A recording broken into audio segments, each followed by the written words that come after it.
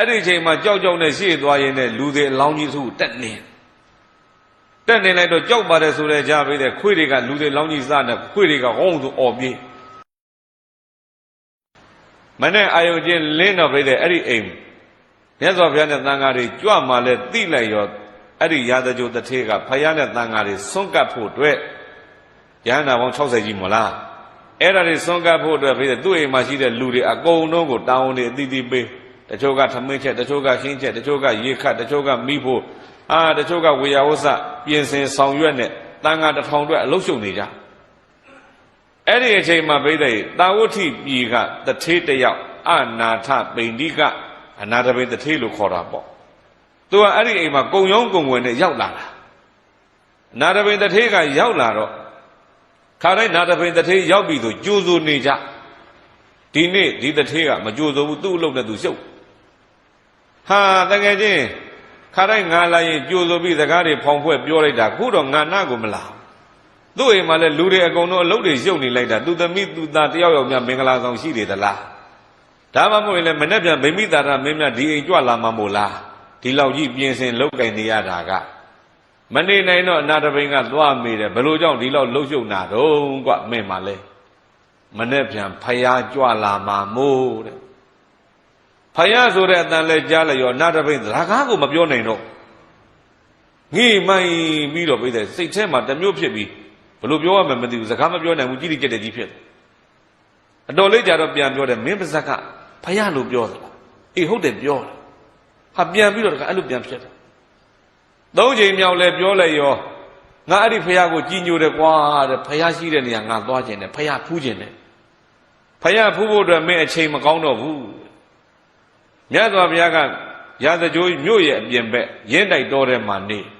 ရင်းတိုက်တော်နဲ့ရာဇကြိုးကအလဲမှာတုတ်တန်ကြီးချအန္တရာယ်များလွန်းနေ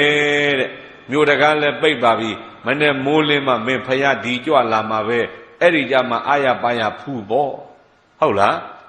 အဲ့လိုလဲပြောလိုက်ရောအဲ့ဒါနဲ့အိမ်ပေါ်တက်အိမ်က9ထပ်တိုက်အထက်ဆုံးထပ်တက်အိမ်လိုက်တော့ပြိသိည3ခါနိုးတဲ့မိုးလင်းပြီထင်လို့နိုးလူကသာအိမ်နာပြိသိစိတ်ကဘယ်ရောက်နေတယ်ဖယားစီရောက်အိမ်မက်ထဲလည်းဖယားနဲ့တွေ့ပြီးတော့ကြီးညိုစိတ်တွေတဖွာဖွာဖြစ်ရင်လည်းဖြစ်နေမှာပေါ့အဲ့ဒါတွေ့ရမယ်ဆိုပြီးတော့မိုးလင်းပြီးသွားမယ်ဆိုနိုးလိုက်ရင်ကြည့်လိုက်ရင်ဟာမဟုတ်သေးဘူးမလင်းသေးဘူးသုံးချိန်မြောက်နိုးတဲ့အခါကြည့်လိုက်တော့ပြိတဲ့တခန်းလုံးကြီးကအလင်းရောင်နေဖြစ်ဩဒီတခါသေချာပေါ့မိုးလင်းပြီပဲလို့သူထင်ပြီးအိမ်မော်ကနေဆင်းလာတကယ်တော့တန်းကောင်ရန်ရှိသေးတယ်မိုးမလင်းသေးဘူးဘယ်ကအယောင်တွေထွက်တယ်လဲမင်းသူ့ခန္ဓာကိုယ်ကအယောင်ထွက်ဟုတ်လားမြတ်စွာဘုရားကိုကြည်ညိုတဲ့တရားစိတ်ပီတိတွေဒါတွေကနေအယောင်ထွက်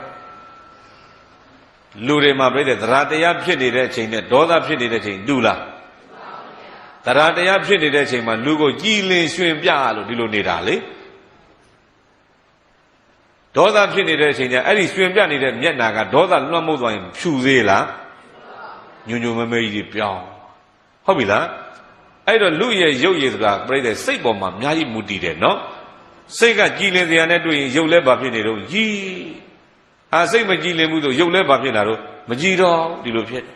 အခုစိတ်ကမြတ်စွာဘုရားနဲ့တွေ့ရမယ်ဆိုတော့ပီတိတွေဖြစ်တရားတွေဖြစ်တော့ရုပ်တွေစိတ်တွေကြည်ပြီးရုပ်တွေပါကြည်ပြီးအယောင်လေးကိုထွက်အဲ့ဒီအယောင်ထွက်တာကြီးကိုသူကမိုးလင်းပြီးထင်းပြီးဆင်းသွားလိုက်တာမြို့တကားကလည်းနတ်တွေကဖွင့်ပေးလိုက်တာအဟုတ်မှတ်ပြီးထွက်သွားလိုက်တော့ပြိတဲ့ဟာမိုးမလင်းသေးဘူးပဲငါခန္ဓာကိုယ်အယောင်ထွက်ကိုက်ကလင်းလင်းမလင်းလင်းကရောက်အောင်တော့သွားမယ်ဆိုတိုးသွားလိုက်တာတဖြည်းဖြည်းနဲ့ညကတငယ်ချင်းတစ်ထေးပြောထားတဲ့မြို့ရဲ့ပြင်မဲ့သုတ်တန်ကိုဖြတ်ရမှာတင်းကျင်ကုန်ဖြတ်ရမှာဆိုတော့အတွေးကြီးဝင်တော့နည်းနည်းကြောက်လာတော့အယောင်ကနည်းနည်းလေးမှိန်သွားကြောက်တယ်ဆိုတာတော်ကောင်းနေဒေါသကြောက်တာကဘာလဲဒေါသလွှမ်းလာရင်ပီတိကဘာဖြစ်လို့မိန်လာပီတိတွေလွှမ်းလာရင်ဒေါသကမိန်သွားဟုတ်လား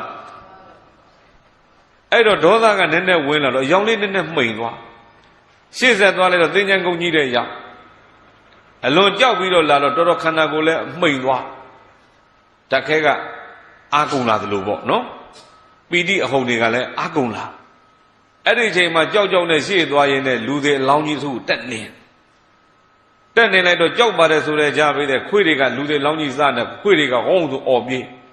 ရင်ကောင်တွေကရုံးဝင်နဲ့ပြန်ကြအနံ့ကထောင်းဝင်နဲ့နှာခေါင်းနဲ့ဝင်တော့ကြောက်စိတ်တွေကလွှမ်းမိုးတော့ခန္ဓာကိုယ်တစ်ခုလုံးကအယောင်တွေပျောက်သွားပြီအယောင်တွေပျောက်တော့ဟာငါတငယ်ချင်းပြောတာမှန်တယ်ငါနောက်ပြန်ဆုတ်တော့မယ်မိုးလင်းမှဖျားဖူးတော့မယ်ဆိုပြီးတော့နာတပိန်စိတ်လျှော့မယ်လှုပ်လိုက်အဲ့ဒီအချိန်မှာပြိဿဘေးကအတန်တစ်ခုထွက်အဘိကမကာပတိဘိကမကာပတိဘိကန္တံသေယောနောပတိကန္တံတထေကြီးနောက်မဆုံးနဲ့ရှေ့ကိုသာတိုးရှေ့ကိုတိုးမယ်ဆိုရင်ခြေတလန်းကဂရိတသန်းတန်နဲ့ခြေတလန်းကဘာတန်နဲ့နောက်ပြန်ဆုံးမယ်ဆိုရင်ဂရိတသန်းတန်နဲ့ခြေလန်းတွေဆုံးရှုံးတော့မယ်ပေါ့ဟာအဲ့ဒီလိုလဲပြောလိုက်ရောဒါငါရဲ့အကျိုးလိုလားတဲ့နတ်တယောက်ကဒါငါကိုတိုက်တွန်းတာဖြစ်မယ်ငါရှေ့ဆက်တိုးမယ်ဆိုပြီးတိုးသွားလိုက်တာတိုးလဲသွားလိုက်ရောပြိဿအဲ့ဒီမှာမြတ်စွာဘုရားကမိုးမလင်းခင်စဉ္ညာလျှောက်တာလက်မြင်လိုက်ဟာဟုတ်မယ်စဉ္ညာလျှောက်နေယဟန်တစ်ပါးဒါဖယားဖြစ်မယ်ထင်တယ်ဖယားဖြစ်မယ်ဆိုပြီးနာတပိန်ရဲ့အတွေ့ကောင်းပုံကသွားပြီးတော့တန့်ရှစ်ခိုးမဟုတ်ဘဲနဲ့ဖယားကြီးမဟုတ်ဘဲနဲ့ဖယားလိုရှစ်ခိုးမိဆရာတင်မှားရင်ငါဒုက္ခများမယ်ဂေါရမဖယားရဲ့ရှေ့ကလည်းမဂ္ဂလိဂေါသာလတို့ဘဂုဏဒိဋ္ဌိ6ပါးကရှိတယ်မို့လားဖယားနဲ့ခက်ပြိုင်ကြီးတွေလေ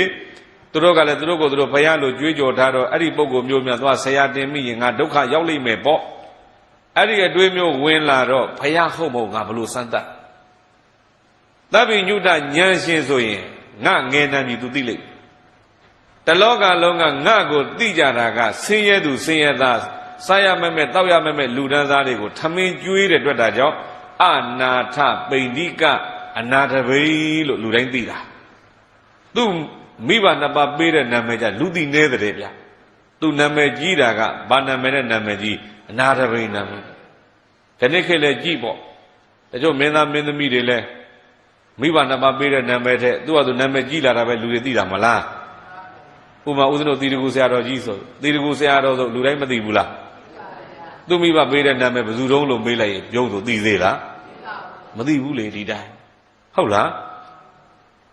ကြော်ကြားတဲ့နာမည်ပဲလူတွေကသိတယ်မိဘနှစ်ပါးပေးတဲ့နာမည်ကိုလူတော်တော်များများမသိဘောရမဘုရားသဗ္ဗညုတဉာဏ်ရှင်တကယ်ဟုတ်တယ်ဆိုရင်ငါရဲ့ငင်းနှမ်းပြီးဖော်ပါစေမိဘနှစ်ပါးပေးတဲ့နာမည်လေးခေါ်ရင်ကောင်းပါပဲဆိုတဲ့အတွေးလေးနဲ့ရှေ့ဆက်သွားလိုက်တော့ဘုရားနာလဲရောက်ကြောအေဟိတုဒ္ဒတတထေတုဒ္ဒတလာခဲ့တဲ့ဒီလိုခေါ်သူမိဘနှစ်ပါးပေးတဲ့ငင်းနှမ်းကြီးကတုဒ္ဒတပါဒတလေ